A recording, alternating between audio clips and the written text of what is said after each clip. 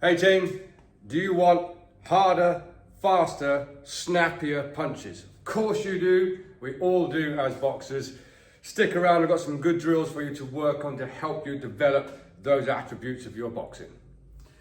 In a previous video, we looked at a bit of a, not necessarily a deep dive, but looked into some of Bivol's style and the more Soviet style of boxing. It involves having loose shoulders and stuff. And I said how I've integrated that into my own style over the years. So there's some drills that we can do to help this happen with all of our punches.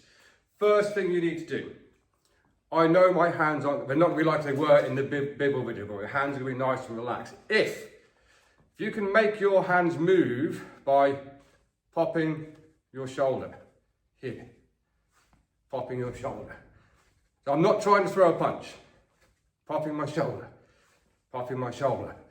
That's how we're going to start with our jab and cross. And I'll show you how we work that on a bag in a second. But the first things first, the minute you are tense here, this is not going to happen.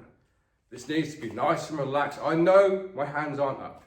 I just want to be able to push my shoulder, pull this one, push that one, and make my shoulder snap. Almost like it's propelling the punch forward. So rather than pushing, I get a whip from here. It's going to help increase speed, but you must stay relaxed with this. So I have a specific way that I try and get the boxers here to work this when it's on a bag, and I'll show you that now. Got my trusty Geezers lace-ups on today. They're some of my favourite gloves. I'm not being sponsored or anything like that. Let's just say these are some of my favourite gloves. So, whenever we go to a punch bag, and we all do it, tell me I'm wrong in the comments if you don't do this. We see a punch bag and we immediately, I know I'm doing this southpaw today, try and launch into this punch. The way to get this to work, excuse me, is to be in front of your bag, relax your hands. My hands are not tense in my gloves at all. There is an argument, not necessarily argument, disagreement of how your hands should be in your gloves. Some people say your fists should be clenched at all times, but your shoulders are relaxed. Some people say your hands should be relaxed at all times and tighten up on impact. Personally, I tighten up on impact. Other than that, I stay relaxed. That's a personal thing. However you do it, however you feel best is how you should do it. So, to begin with, if you want to start working these snappier, faster and harder punches, this is what you should do with your straights. Come up to your punch bag. Don't even worry what anyone thinks or what you look like. Just relax your arms and I'm not even trying to move it. I'm not even trying to punch the punch bag. I'm just moving my shoulders from here. Then just extend your arm a little tiny bit. I'm not even worried about hitting the bag at the moment. And here's my top tip. Excuse me. I don't even look at the bag when I'm first developing this, because the minute you look at the bag, you tend to you tense up and you try and push. So I take my eyes off the bag and I just try and get this feeling going. And I'm just touching the bag, making sure I can feel my shoulder drive that punch forwards. And I know it's not looking particularly quick or particularly hard at the moment. This is developing that skill rather than pushing. I'm getting a little snap. Yeah, there's a push. And then there's a snap, which is from here. Just moving, making sure my shoulders are snapping, just putting a punch on the end, not looking at the bag, because I guarantee the minute you do, you're going to start pushing. Okay? We want this nice little thing going from here. So one more time, this from here. See, that was a bit quicker. Had a little snap on it from here.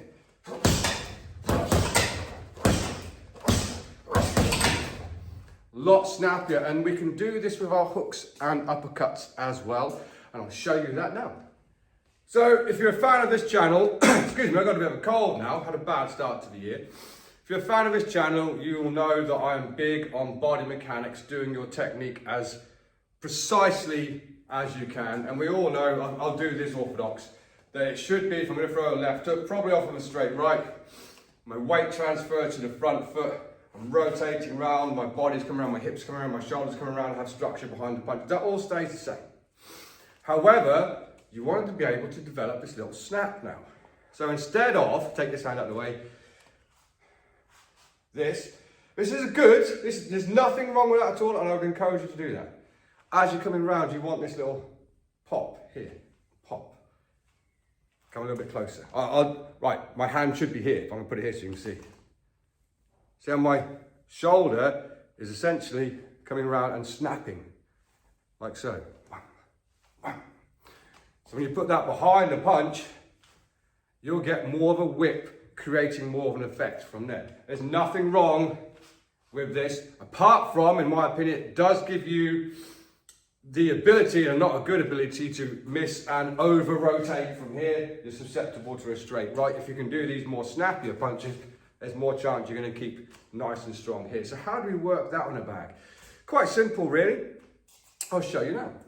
Absolutely, you can be here and work your shots with good technique, good rotation, good structure behind the punch, non-punch and hand and chin, and you should be working that 100%. If you want to get this little snap on the punch, you need to be relaxed. And it's just a case of, see how my shoulder, I'll put my hand low, my shoulder is driving and then snapping back, forcing my hand to go.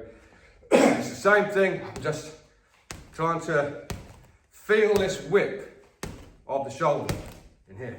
What I'm not doing is trying to come through here, whip, whip, whip, whip. And then once you've got the feel for it, you can start putting a bit more speed, not power. That's the key difference. The minute I try and go, I'll have tensed up and everything will have slowed down. So, once you get the feel, once you can feel that shoulder start popping, you just speed it up a little tiny bit.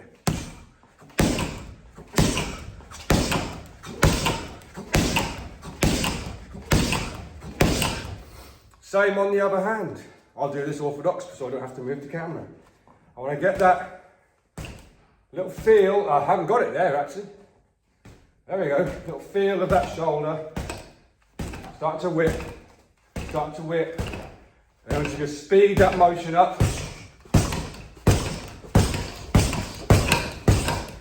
And you can really start to get some snappy, good, hard quality hooks on that. Same for uppercuts. Let's have a look.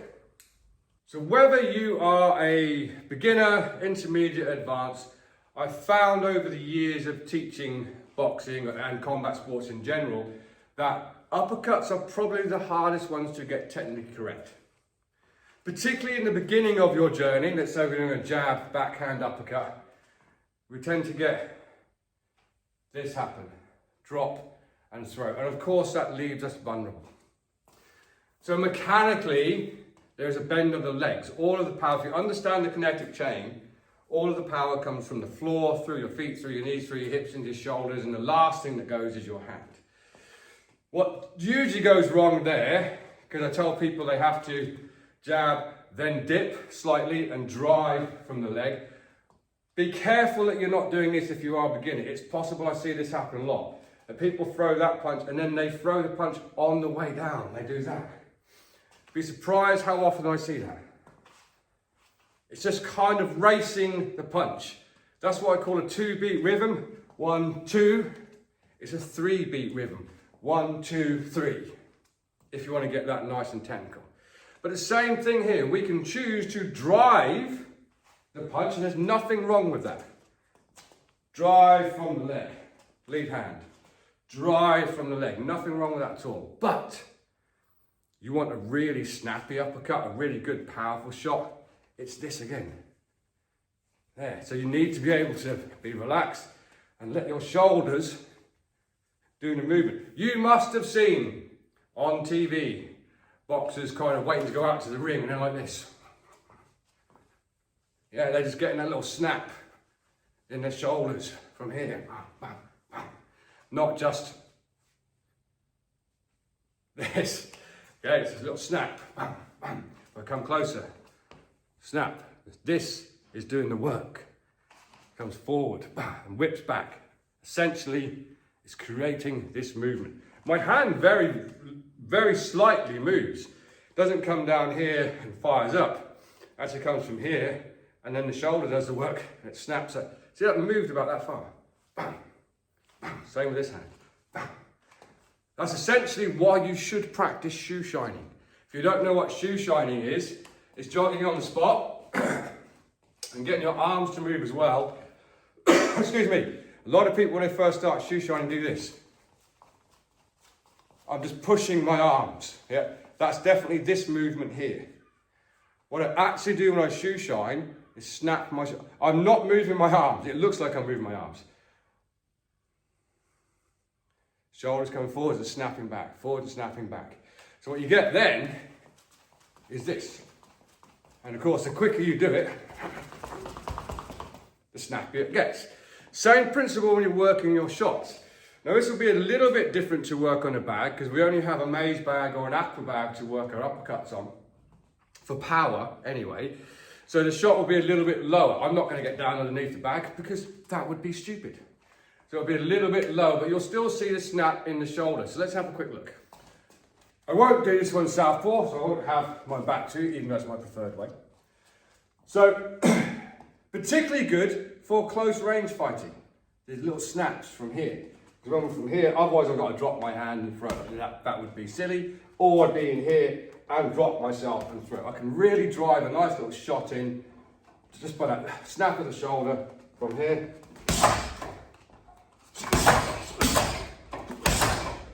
They're nice for close range. The shoulder does all the work. But the way to work it, it's quite simply being here. Feel that snap of the shoulder. Again, I'm not really looking at the bag at this point because I don't want to give myself the impression I've got to give this too much power. Just you're going to feel that the shoulder is leading the shot. I know I've brought you in closer so you can see, so you can't see my feet. I am rotating that back foot as I do this. I'm not dipping too much. Just get a feel for that shoulder. And all I'm going to do is just try to do the movement a little bit quicker each time. Same on the lead hand. Just start getting a feel for that shoulder. Put this hand out of the way. That's weird about that hand there. No, can't do it.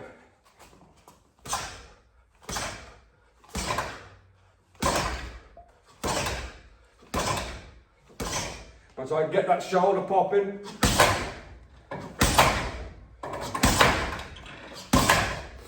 and get a feel for it, double it. Nice, tidy way. I've got one more little drill for you to look at regarding your straight shots. And I like this a lot for developing power.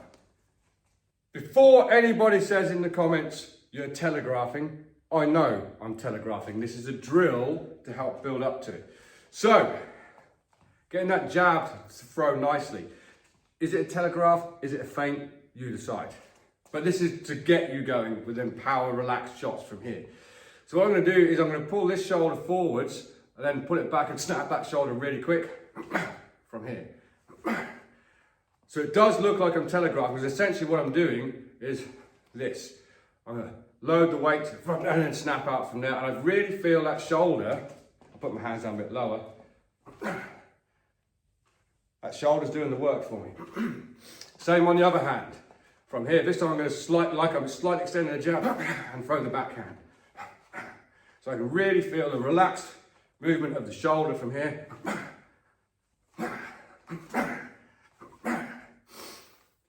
Working that on a bag, you'll be surprised with little effort how much power and snap you actually get on it. So top tip, set a round timer, just work the jab for an entire round and don't worry about the power. So we're going to do that little feint and really drive that shoulder forward. Remember, it's the shoulder that drives the punch from here. I'm not going to worry about power to begin with, just get the motion for it from here. And I'm not too bothered when my hands are in a good tight guard. I want to stay relaxed to begin with. So from here,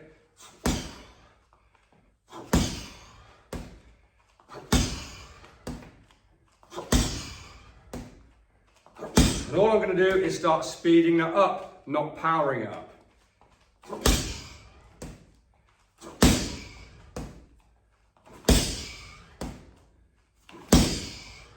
I know there's an element of I'm telegraphing, I know that.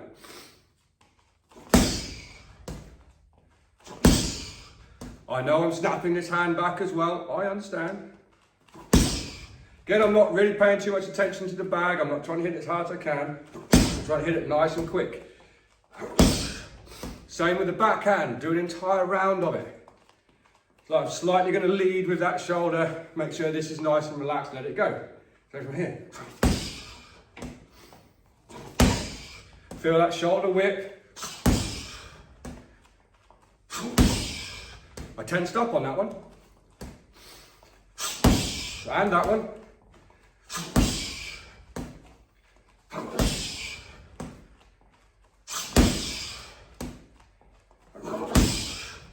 And just work it and eventually make that a jab cross. You're looking for whip, whip, not push, push. Okay? Nothing wrong with that. Just make sure you're relaxed and you can do this. So I get a whip, whip from here.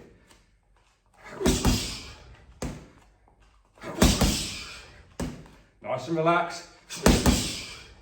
Nice and relaxed.